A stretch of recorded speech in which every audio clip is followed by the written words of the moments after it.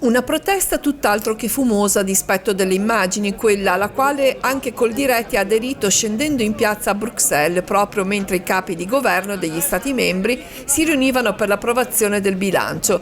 Nel mirino la nuova PAC, Politica Agricola Comune, e la direttiva del cosiddetto 4%. Riguarda le colture estensive, dove si richiede che il 4% della superficie aziendale ogni anno venga messa a riposo e quindi chiaramente non coltivato. Questo secondo noi è inaccettabile, perché da una parte non va a garantire poi quello che è il ricavato che un agricoltore debba avere dalla coltivazione della propria terra, e va anche ad impattare in senso negativo su quello che è la collettività. Anche se il problema non riguarda strettamente la Liguria, Coldiretti monitora attentamente le politiche europee definite miopi, perché limiterebbero l'autonomia agroalimentare dell'Europa. Il conflitto in Ucraina avrebbe messo in rilievo proprio questo aspetto. L'Europa non è poi così autosufficiente dal punto di vista alimentare, e basta una crisi